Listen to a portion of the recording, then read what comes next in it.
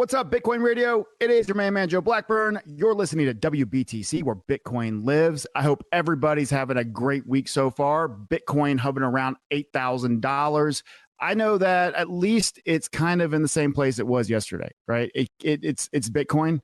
And when I can have a little bit of normalcy and consistency to some degree, it does make it a better day, right? At least I know it's not anywhere crazy. If it goes up, great. If it doesn't, if it's the opposite, it can be a little frustrating.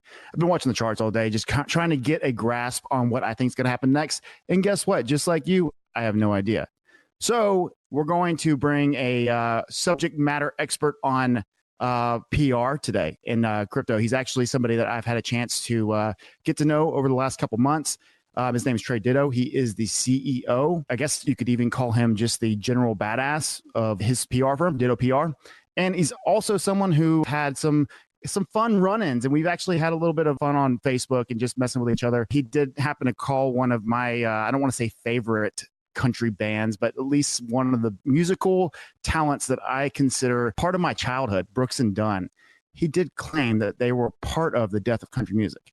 Now, that may or may not be true, but I personally don't feel like it's necessarily the truth. And I know this is all good fun here. I'm going to go ahead and bring Trey on so he can defend himself. While he cannot speak, I just think it's fun to be able to take one over his head a little bit and see if I can rub it in. But anyways, here he is. What's up, Trey from Ditto PR? Yeah, I won't bore people too much with our 90s country debate, but Brooks and Dunn was the gateway to Shania Twain and to Rascal Flatts. If there was no Brooks and Dunn, there would never have been Keith Urban. Okay, so first off, just to rehash this, Trey, that wasn't the whole conversation that we had, by the way. Now, I don't disagree that there might be elements within Brooks and Dunn's music that allowed a certain level of acceptance to a sound, right? But I don't think they are the downfall or the beginning of it. They allowed it to be acceptable for men in country music to sing in falsetto, and that was the first ending of country music. Okay, so we'll agree to disagree on this. I'm not saying you don't have a point, but such begins me and Trey's friendship, right? And I appreciate you coming on, Trey. A little bit last minute, I was able to snag you up, man. How's your day been?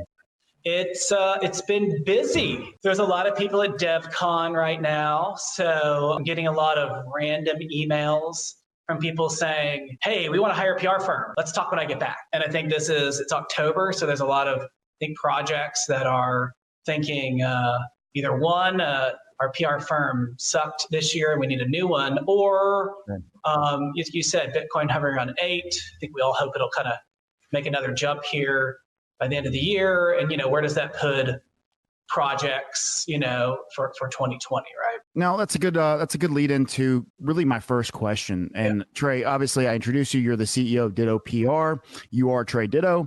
Crypto PR, which is something that is really still probably being discovered. There's probably not a written ticket on this is how you're supposed to do things.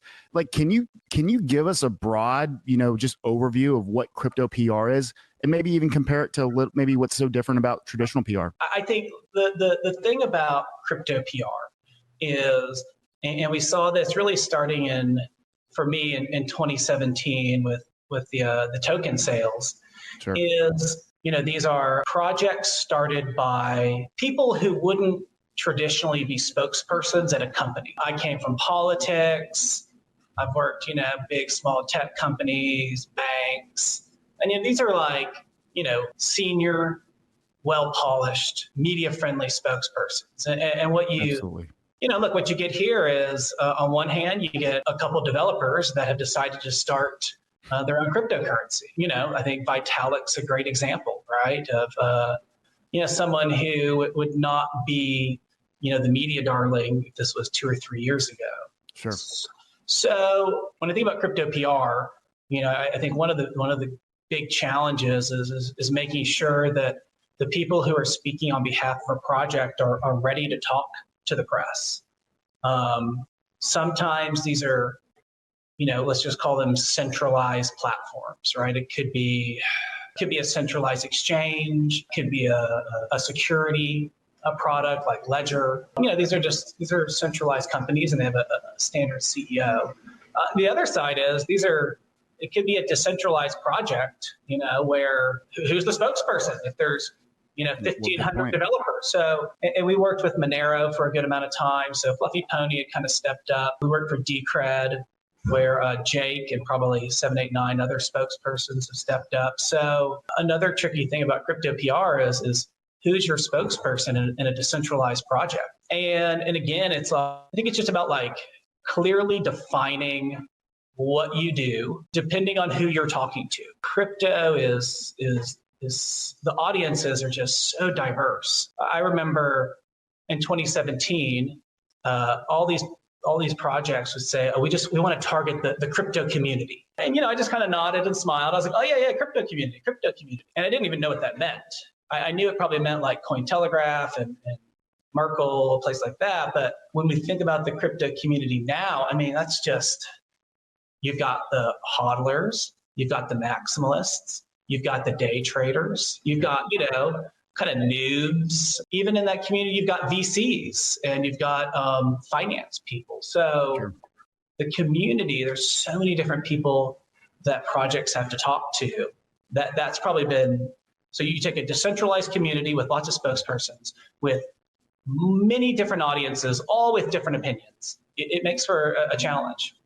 That's a really good point. I also, and that was one of the questions I was going to ask you is in a world, in a space that has like 3 or 4 even really main niches, how do you actually dive in and break apart and figure out which one fits best? But, and we can, it's actually going to tag along with a question I have here in a little bit. So I'll put that one to the side. But, you've been doing PR for a very long time. For those of you who are not familiar with the Trey Ditto, you can go on YouTube like I did, and you can search through. He does have several really cool videos and some very influential people that he's had the pleasure of knowing and speaking to and speaking in front of. All sorts of different things. And Trey, you have done a lot, and you've really earned the respect that you deserve. As traditional PR goes, where would you say is the biggest difference? Is it a maturity of a market, or is that like typical to like all basic markets that start off in some capacity?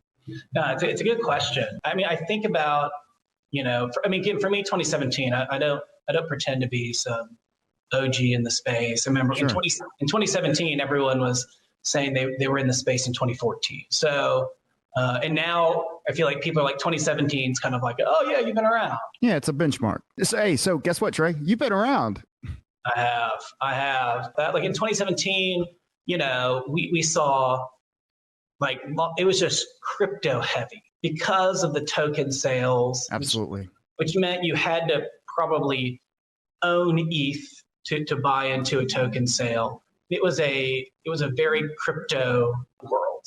And again, like blockchain could solve anything, and decentralization was, a pretty hot topic.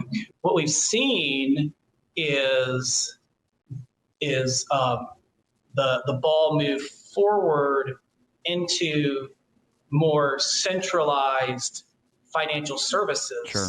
So, when I think about our work back then, again, like Monero, it's a good example. And then when I think about our work now, a lot of it is kind of financial services focused, right? There's Absolutely. Exchanges, there's complicated products, there's futures. And so we kind of, I think people try to put crypto into one community. People even try to put Bitcoin into one bubble. That's a good point. But the truth is that there's this financial side that's forming, and then there's kind of still this like purist, decentralized, world as well. And they're not mutually exclusive, and they collide, which is why I see a lot of kind of traditional PR firms try to get into this space thinking, oh, well, we've worked with a bank before, or we've worked with an asset management company. And, the truth is that, this is still crypto, and you may understand derivatives, but like the second you put your toe into crypto Twitter, it's going to get cut off. I mean, it could be a dangerous place. That's for sure. No, the great points there, Trey. What would you say the credibility from the outside looking in is starting to raise up? I mean, like you're someone who's got his hands in probably many different fires around, the great city of New York. I mean, you're a Texas boy. You own some boots. People all over this, not just the country but the world. Do you see people outside of crypto at this point, maybe with more interest or more credibility, at least given to what the space is doing? Yeah, I was actually thinking about this today, and I say it with all humility, which is like between our clients, which are all tier one projects from That's right. From Decred to Augur to CoinList to Celsius to Anchorage to Ledger. Between our clients, the new business calls that I take every day, and just like my conversations in the community, both on Twitter and in real life, it's I say with all humility, it's like I have a pretty good pulse on like kind of what's going on out there. I agree with that. Because I know what our clients are doing, and I know if they're succeeding or not. The new business that approaches me, I know like what news they have coming up. I know how much money they're willing to spend on PR, so I know kind of like where the budgets are at too. So it's interesting to like the PR guy kind of has a pulse on it.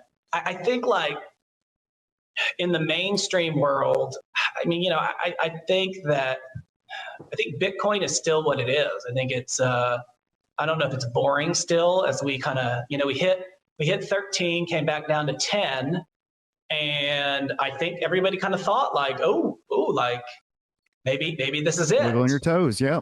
And it wasn't. Like business has been flat this year. Interest has continued to wane mainstream. The volume proves that. And then, the perfect example too is, 6 months ago, if you had been like, oh, Backed is going to do a futures product and it's been approved by the SEC. If you had told me, I'd been like, man, I should buy some Bitcoin ramping up to that. And, the market was ambivalent. The obviously the futures transactions were low. And I think it just shows like we're still like, it's still cool out in the crypto community. I think the projects are still, I like I say, struggling to survive, but I think, a lot of them are, yeah. But I think we're all kind of waiting for what's that next pop that will bring in more mainstream people. And for projects that hire us, it's really about like being prepared for that next spike. That's no good answer. So you bring up a really good point there, Trey, and that is not to necessarily argue with you, but I do look at back the news that Back was going to do something has been rumbling out there for some time now.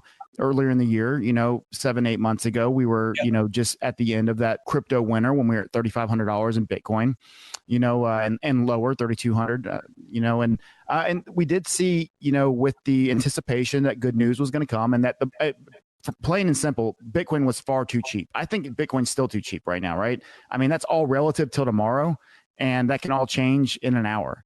And, that's the way crypto works. And that goes for altcoins, that goes for Bitcoin, that goes for Litecoin, Ethereum, and all coins in this space. They revolve around the perception and speculation, because honestly speaking, we're still waiting for credibility in the market to find value in even just one of these tokens, right? Now we can go ahead. I think one thing we did learn this year is that, it's Bitcoin and everyone else, right? I think we learned that Bitcoin getting to 13. And by the way, hovering at 10, which nobody thought we'd get to 10 or 11, to like end of the year. So one of the takeaways was that it's Bitcoin and everyone else, which is good because you ask any person out there on the street, and I say cryptocurrency, they're like, what? I say Bitcoin, they're like, they get it. Bitcoin has great brand awareness, but a bad narrative, if that makes sense. Sure. No, of course, and that comes with time. So that's actually what I was going to ask you next. Is it at least fits into it? Is Trey, what's it going to take for the next big wave of crypto on a PR scale? Right, like there's got to be good news and speculation and people getting excited. but it's got to be for the right reasons. We can't go through a 2017 again where, for no reason, Ethereum's up to $1,500, right? We can't go through with all these hundreds, if not thousands of coins being overvalued by 100%. I mean, 1,000% or 10,000%, if not more at different times. Well, I mean, like, how do we control this to an extent where we're not giving too much, anticipation that this is all going to be like make you super rich, but at the same time, still keep people's interest? I mean, is this a age old question, or is this something that you think it can be answered? So, when will Bitcoin, go more mainstream, or I think mainstream in general? I mean, you have to look at it, I guess, from two perspectives. There's the institutional side and the retail side, and Bitcoin is still I don't know if it's a store of value, but it's like at the very end of a store of value. And so on the institutional side, I think that the real big question is, how do we get institutions, whether that's family offices or funds, and I'd even just put high net worth individuals in that space too. Sure. How do we get them to accumulate / invest in Bitcoin, right? I think that's kind of that's one of the first steps. On the retail side, again, like, I don't think people are using Bitcoin for its original purpose, right? Which was a medium of exchange. So if you're buying Bitcoin, or, look, like, I look at companies like Lolly, where you can, buy Lululemon and earn, Satoshis. I just interviewed them, by the way. What's that? I just had them on Bitcoin Radio. Oh, great. Yeah, love Alex and Matt. Yep.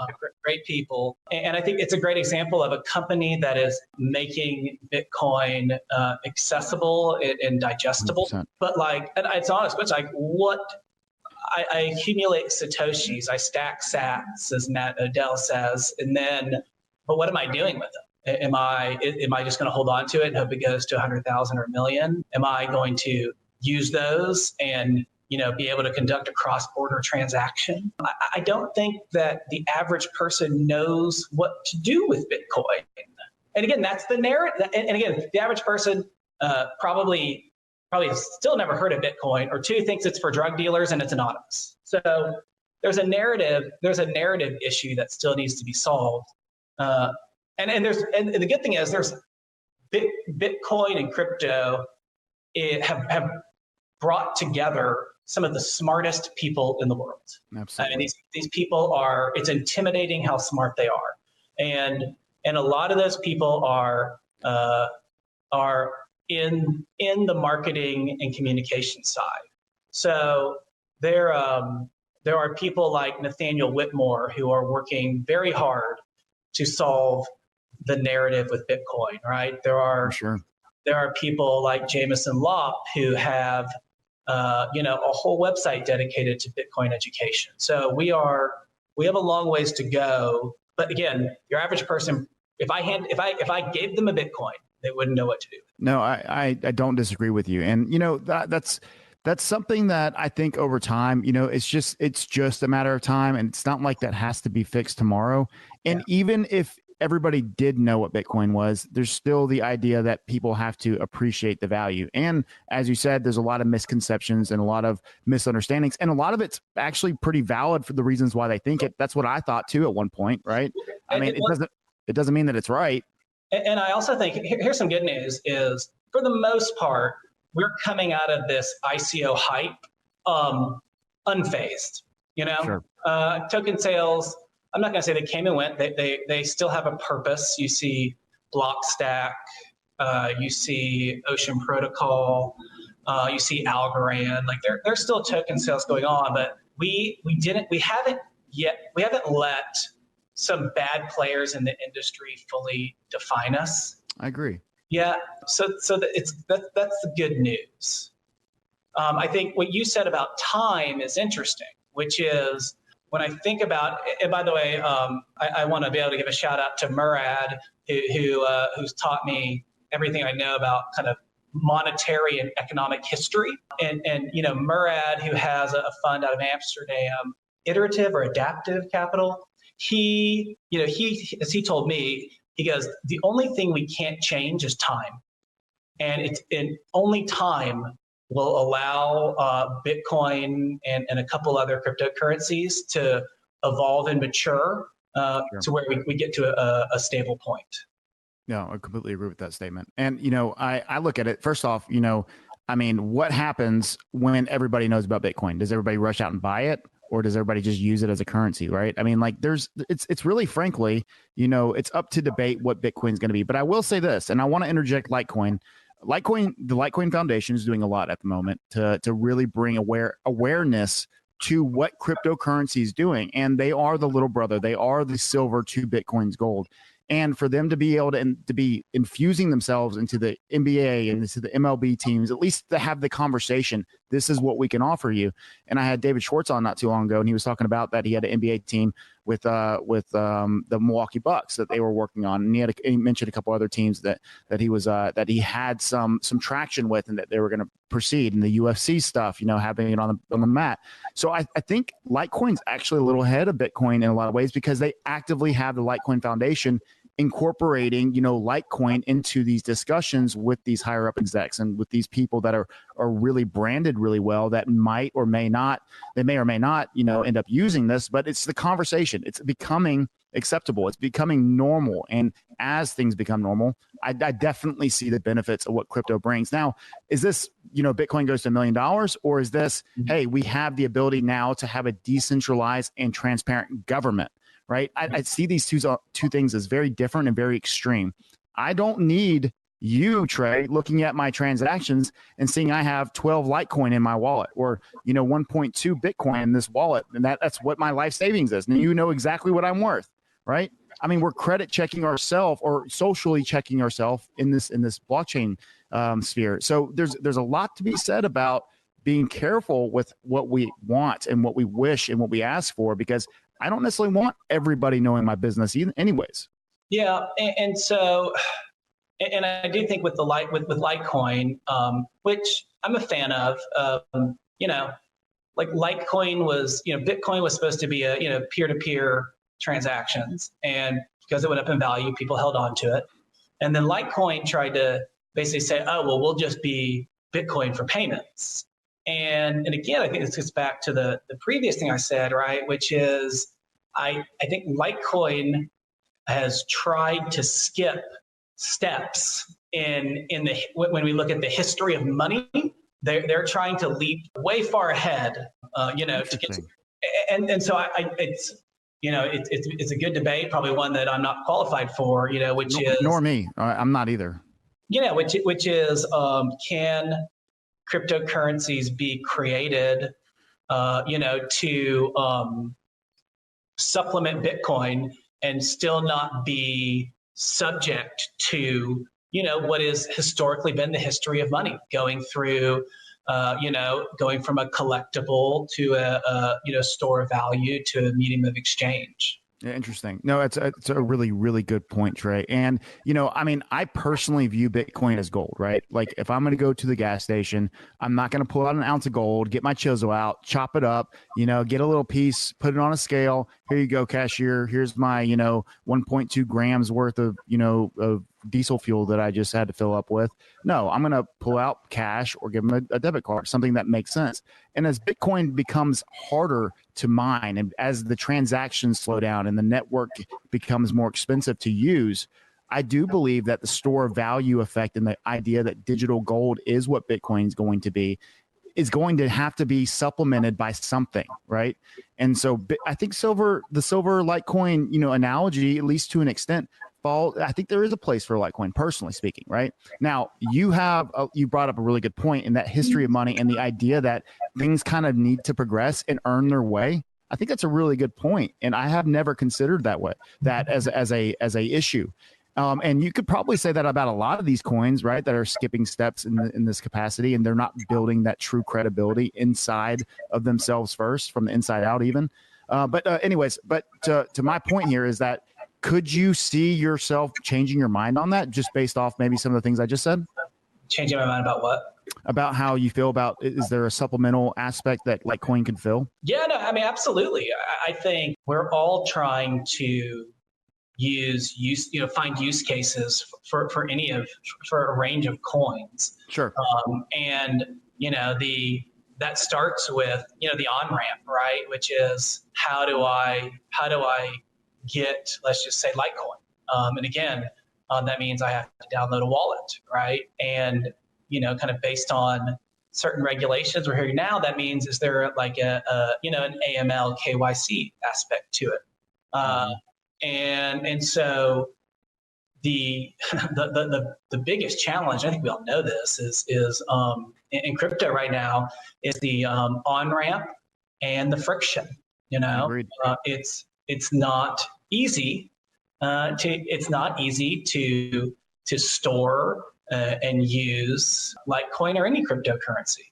And I still think personally, I remember the first time I had to use Monero. It took me like 2 weeks, and that's really funny. Well said. And it was super frustrating. And and I remember, good old Peter McCormick got a Casa node, and the Peter McCormick, who's a marketer at the end of the day, but an influencer in crypto, couldn't even use the Casa node, and had Jameson Law, the founder of Casa, helping him do it on Twitter. That's a big problem. And so there's a lot of friction. The on ramping is a problem. So we've got a long way to go before we start talking about using a cryptocurrency. But I also think, by the way, that when I think about using crypto, I think a lot about kind of the custody and security space. Traditionally I put my money in a bank, and I don't really think about it. I don't even really think about the FDIC stuff. Yep. Banks have bad reputations, but I trust them to hold it. Me too. I mean, that's where I keep my cash.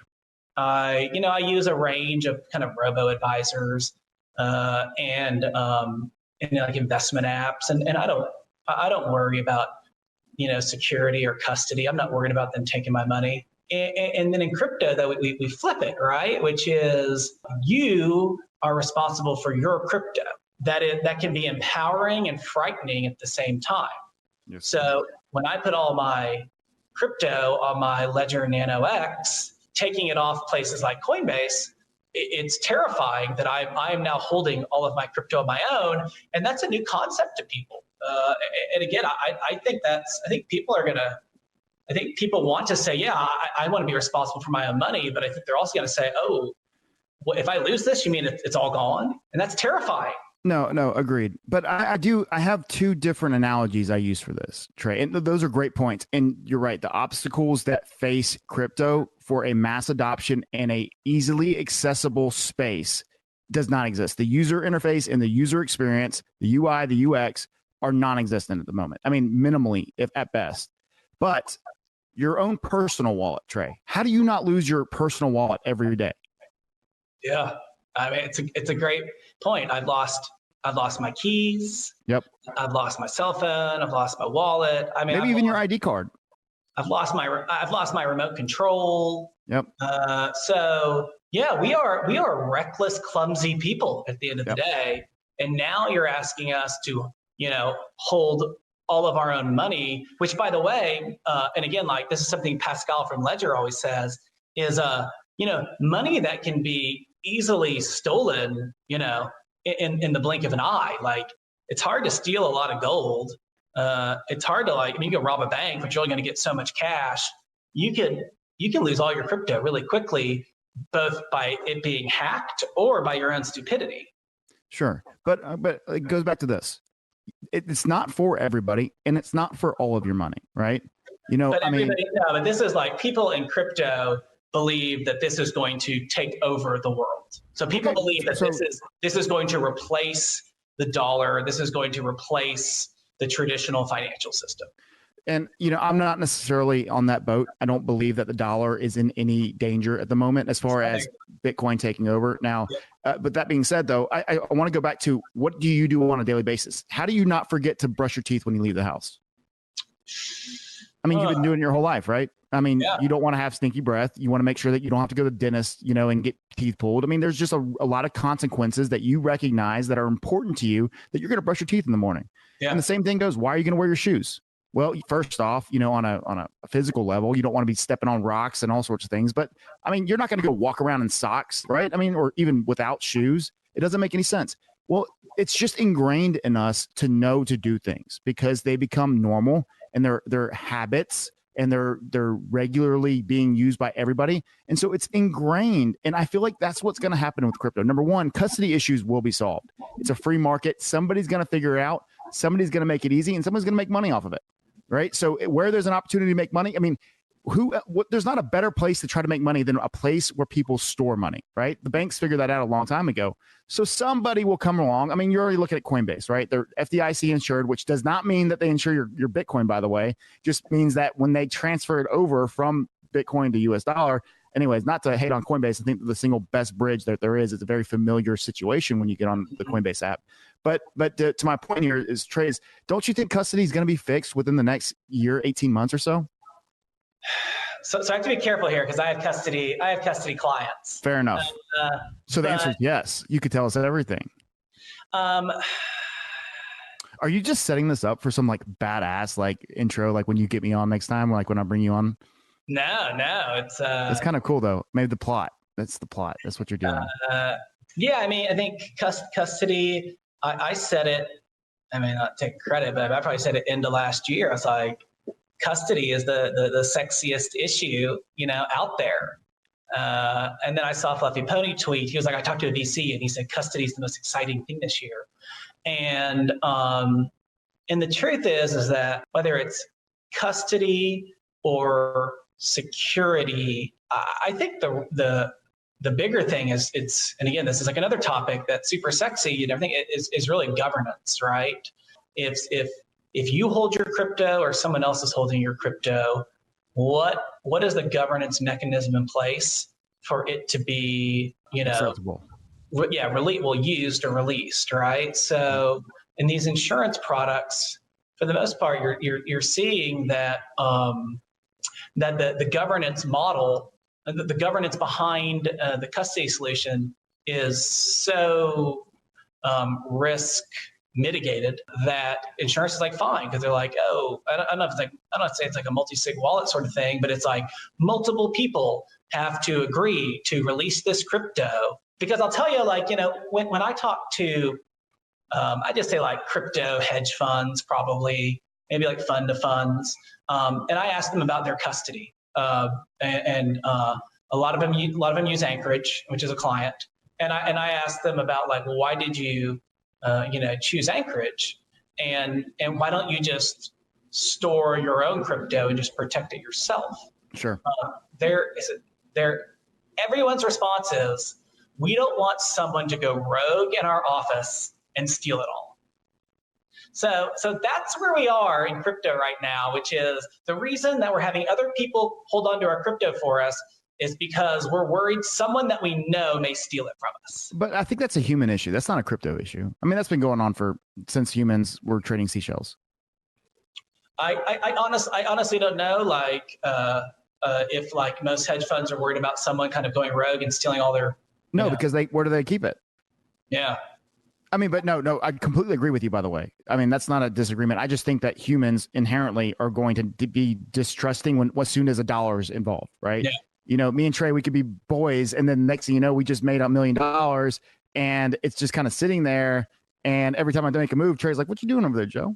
Mm-hmm. All right. So just for just for good nature, I feel like we would want to put it somewhere else just so we don't have to worry about it. And that elephant is just removed. So that's how I see it, when that happens. Now, that might not be the way everybody else sees it, because there might actually be some sketchy people who are like, oh shit, I can't get rid of them, but I damn sure don't trust them. We're going to make sure this ain't there, Yeah. But I mean, multi-sig wallets, they're going to get easier. This is what the free market's going to allow. That's why I'm excited. I'm excited to know who your clients are. I mean, we should have a conversation about this.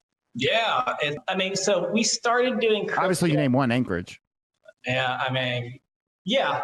I named Ledger too, I think, in there somewhere. Yeah, true. You did. It's wait, and real quick, and for the record, everybody, At Josh D Vegas, got to give him a big shout out. Patrick McLean and the Mouse Belt team, but Trey was in the Ditto team. They were the ones that allowed the 50 ledgers to get sponsored by Ledger to send out for the launch of Bitcoin Radio. So thank you, Trey. No, that was our pleasure, and I thought it was like a great response to it. It was amazing. Yep. It was awesome. I didn't mean to interrupt you, but that was a perfect time to like make sure that you got some credit, and then I get to shout out Patrick and at Josh D Vegas. Thank you. So we started getting into crypto in 2017, and we kind of just, I don't know if we got lucky, but just like through some good relationships, met some quality projects. We met Andy Bromberg, who was, love Andy.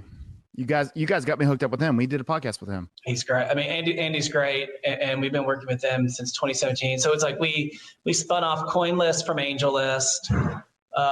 We did this one token sale, Omega One, which was like backed by John Mack from Bank of America Merrill Lynch, and then did a Mark Cuban token sale, and then Monero hired us, and so we've been super lucky to work with really kind of just tier one projects this whole time, and we've always been super transparent about like who we work for. I feel like some of these like other PR firms out there, they tend to like hide who they work for, or they're very dodgy about the work they've done. We're very transparent, but we've just been like really lucky. Like we met Ledger a couple years ago, and they just celebrated their 5-year anniversary. Celsius, which is a lending platform. We launched Augur when they went on chain, and it's just been word travels quickly. When you know what you're doing, and when you do a good job, plain and simple.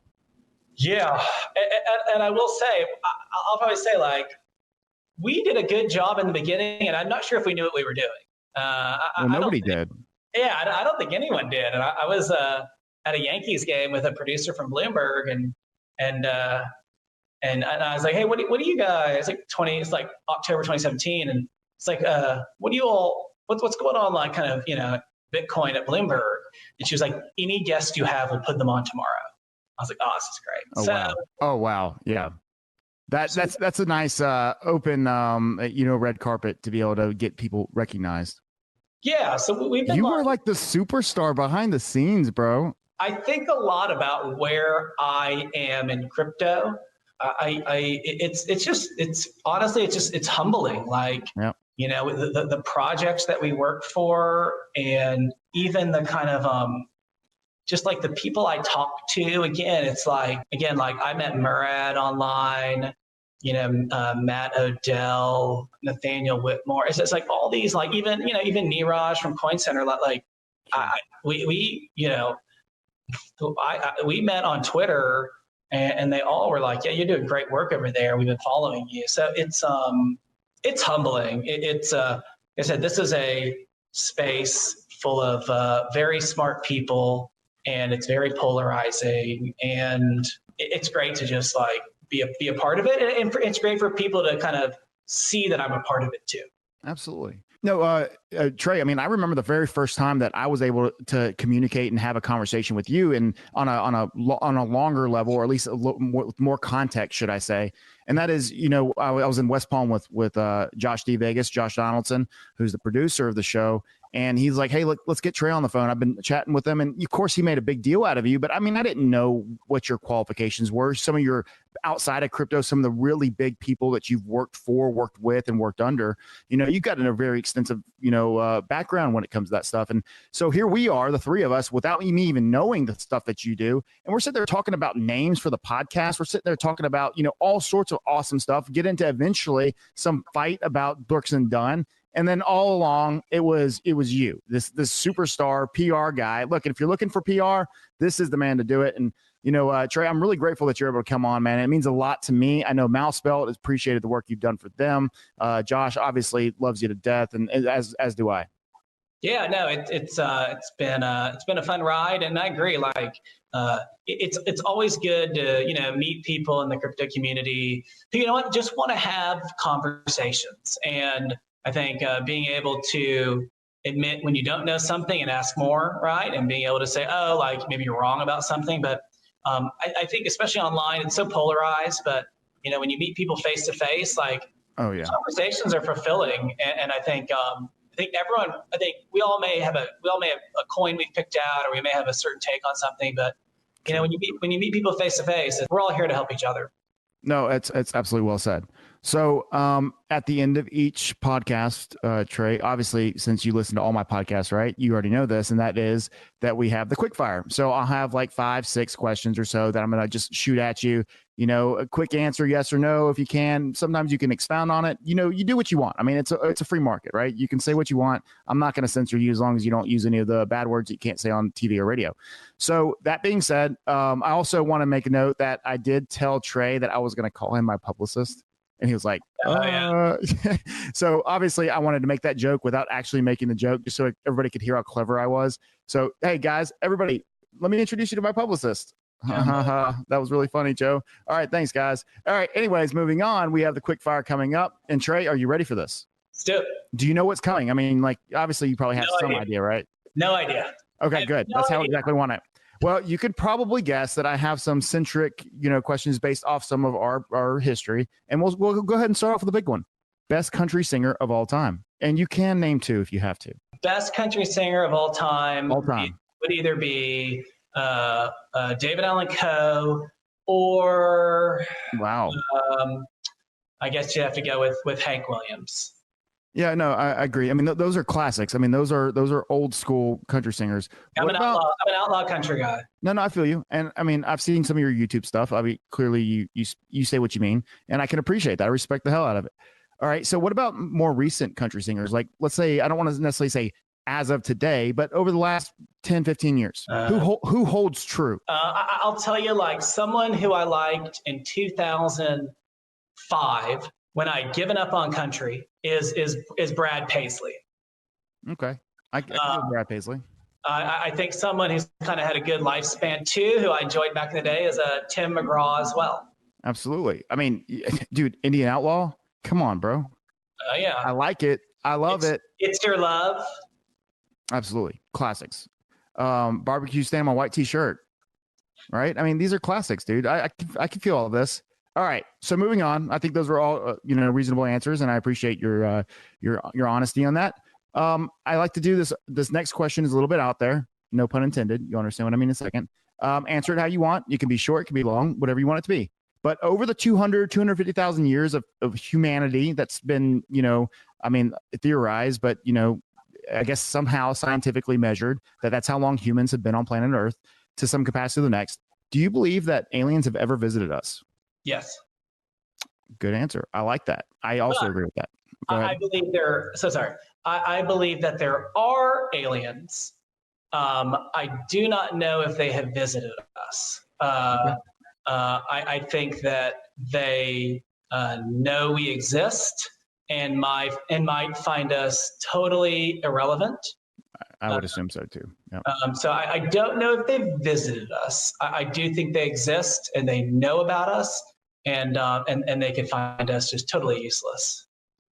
Best Star Trek series of all time. Star Trek. So you're getting outside of my nerd zone here. I mean, I can answer that question for you. It can always be the Next Generation. Captain Jean-Luc Picard of the Federation Starship Enterprise, by all means. Please do. I'm not like a big Star Trek. No, it's okay. I got you. Bro, I got you. That's what I'm here for. But I used to, growing up in Dallas, whenever a new Star Trek came out, I'd go see it with my grandmother. And that's a great memory. And but then my last memory was, and I must have been like 12.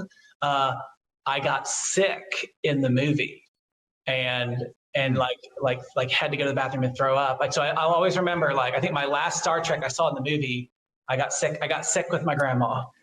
Okay, so you got sick with your grandma. I hate that. Thank you for removing I got sick because I was watching Star Trek, because we might have had some issues there. All right. I mean, to be fair, I got sick with grandma could be the great name of a country song. It sounds like one might have already been written like that. Yeah. Or if not, you might want to shoot Hank Jr. a message or something. Hey, live up to your daddy's name. Anyways. All right. So a couple last questions here, Trey. Feel free. Some of these might be a little bit sensitive in nature, where I know you have a very sensitive in nature position and role in the crypto space. So feel free to pass. But Bitcoin as a political party, yes or no? Is Bitcoin political or as a political party? Bitcoin as a political party. Yeah, definitely. I think there's religion, politics, and Bitcoin, and you either kind of fully believe in the tenets of Bitcoin, and there are just like in a political party, there's like a foundation you have to believe in. Absolutely, and then you get kind of those like rhinos, as we call politics, right? Which are people that believe in Bitcoin, but they also kind of, Sure. So yeah, Bitcoin is absolutely a political party. And, well, first off, that quote you just said, I don't know if this is your own or not, and feel free to clarify, but politics, religion, and Bitcoin, that's fire, bro. Yeah. That's, I think need to do something with that. Some people like try to argue that that it's not the combination of kind of religion and politics. I was like, Ari Paul said that, or someone else, but me and Chris McCoy, who works for Storecoin, both share the same belief that it's the combination of religion and politics. No, I mean, dude, you nailed it. You got religion, politics, or politics, religion, and Bitcoin. I mean, that's it. I mean, I love that quote. I mean, perfect. Okay, so on that note, Trey, Bitcoin to $1 million, yes or no? No. Boo. Sorry. That was so, man. I think actually what you're seeing is me not predicting prices. Well said. I just like. I did leave you an out too, so I got to. You got to do what you got to do. I think I have no idea where Bitcoin will end up. I don't even know why it would be at $1 million. Like, I don't understand why it would get to that point. But math, baby. But math. Oh yeah, math. Well, but good old math. But it's people talk about prices, and smart people don't try to predict prices. Sure. And I just remember again, like however many months ago, I guess it was probably before consensus. Everybody was like, "Oh, Bitcoin's not going to hit 10 till the end of the year." But it hit 10-13. Like it's just nobody knows how to predict prices. Nobody knows at all. And no one knows where it's going to end up. If I said yes to $1 million, I have no reason. I'd have no reason to say that. I can tell you what would need to happen, and that would be the literal adoption of probably about a third, if not more, of every nation, sovereign nations. They're just their reserve bank would have to adopt Bitcoin as their reserve currency. That's the only way. Yeah, and I think there's a conversation of another show to be had about the number of governments that are buying up Bitcoin. Sure. No, agreed. I'm actually kind of scared to talk about that one. Yeah, I mean there are. There's just like. Am I allowed to talk about that? Is someone going to kill us, Trey? The U.S. has a ton. Russia has a ton. China's in. Like governments are buying up Bitcoin. Like, dude, they're going to get us, Trey. I'm just joking. Hey, no, I completely agree with you, and I would love to have that show. By the way, so with all your contacts and all your people, come on, let's have this discussion. Cool. Any other questions? I think that'll do it, man. Did you have fun today? I did. This is a good conversation. It's especially last minute. Well, it's also so funny. It's like just because I prefer to talk about crypto, not crypto PR. I don't like PR people. I don't like PR firms. And I just love talking about the industry in general, and sure. And I don't pretend to be an expert. And I may have said something on this show that was wrong, or I may have said something that was a bit inaccurate. But well, I think it's fair to say that you're an expert in PR, and so everything else doesn't matter. Well, it matters a little bit. Yeah, definitely. It can matter a lot if you say the wrong thing. But Oh yeah, I'm sure someone's going to watch this and then be like, oh, well, he said this. No more Ditto PR. You don't know anything about monetary policy. We're going to protest you. Oh yeah, and the truth is, I don't. I'd love for someone to watch this and then like tweet at me and tell me where I was wrong and teach me something. Trey, I'm going to show up outside the Ditto PR office and I'm going to protest you. Oh, really? Wouldn't that be funny? Brooks and Dunn, and I'm going to bring them. And we're going to sing My Maria together. I feel like there will be a chance in our future for a country karaoke session. As long as I get to use this mic, I'm there. Nice. Well, it's good talking to you, man. I feel like we have these conversations all the time now. It's been recorded for the permanent history of crypto. Yes, it is. All right, Trey, thanks again for coming on. Everybody, Trey, tell everybody where they can find you. What if somebody wants to PR? Yeah, I mean, you can go to dittopr.co. Again, we do crypto PR for lots of brands all over the world, and people that are looking to kind of, break through the noise and figure out how to position their company or their project, in an industry where there's a lot of need to educate and a lot of need to kind of get in front of, I said, like a lot of noise out there. There absolutely is. And, I'm really fortunate to have a publicist. It's very, of the best caliber. Obviously, that's another joke, but I had to say it one more time just because it sounds really cool to say, Trey. And you've been awesome to me. And I'm so grateful for that. Thanks to Mouse Belt. Thanks to Josh D. Vegas. Thanks to you, Trey, and the whole Ditto PR team, including Liz. What's up, girl? Hope everything's going good. Until next time, WBTC, where Bitcoin lives. Take care of the cryptoverse. I know I'm doing it. I know Trey's doing it. What about you? All right. Thanks, Until next time. See ya, man. Bye.